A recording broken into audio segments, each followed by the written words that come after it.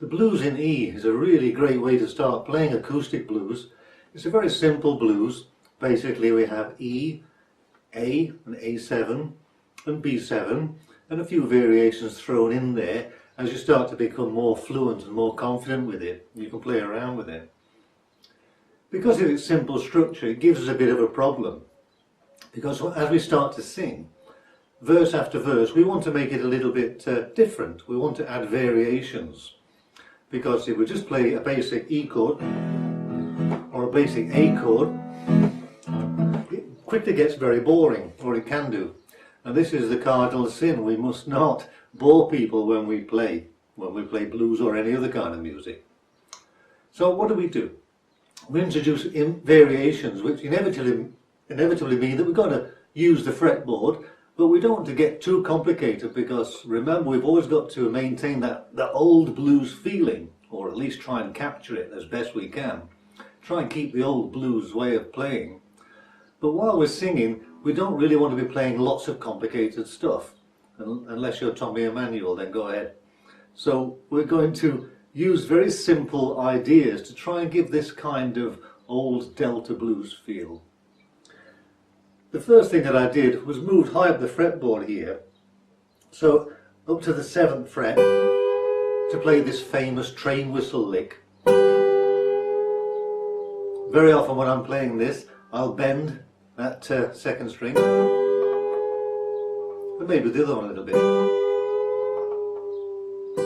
Or sometimes I play the notes individually.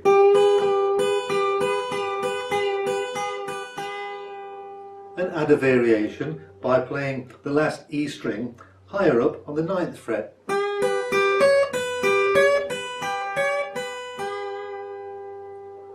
Often, not always, I'll hit the monotonic bass at the same time.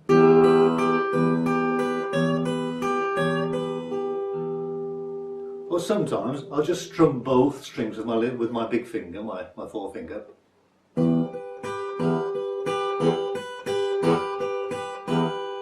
Depends what I'm trying to do and the effect, and whether I'm singing or not. If I'm singing, then sometimes I keep the complexity down a little bit to make sure that I hit the notes and that my voice doesn't go out of tune.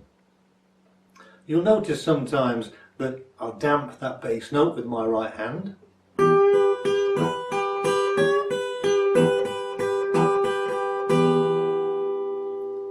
And sometimes I let it ring.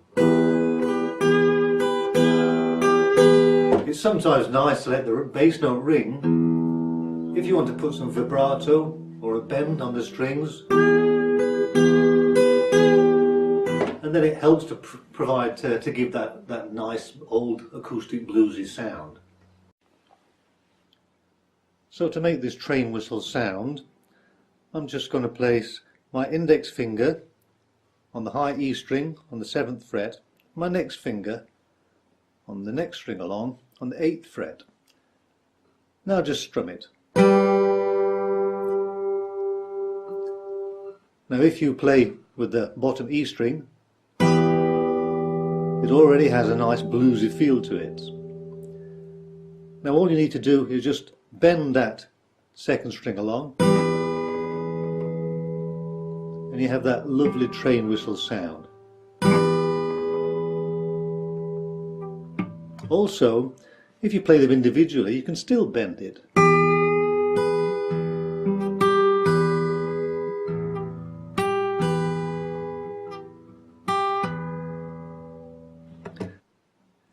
You can add variations by using the 9th fret high E string with one of your other fingers, either the little finger, the pinky, or the next finger.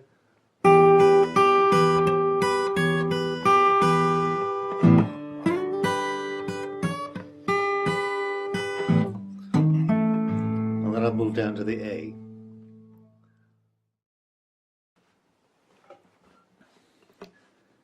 As you can see when I play, I keep my palm very close to the saddle so that I can drop it onto a string, any of the strings, to damp them off a little bit.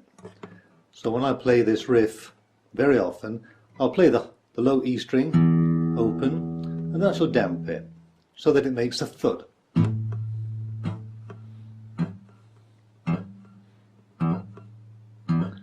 So when I play in a damped format in this riff, I play this.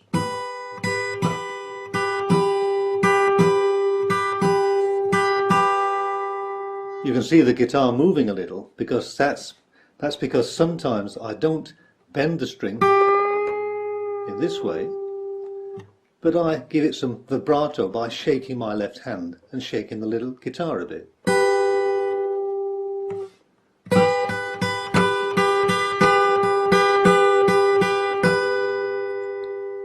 And it's by these combination of techniques, using the right hand and the left hand vibrato and also a bend, and using the damping technique, that creates this important blues sound.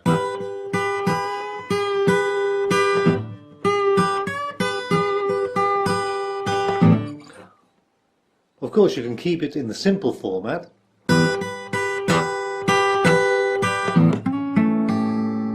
and still create a wonderful bluesy effect. In this way, we can use very simple techniques to create our blues. We can use these old techniques to create our own songs while keeping that wonderful old feeling. In the next video, I'll take a look at what happens when we move down and play the A or the A7.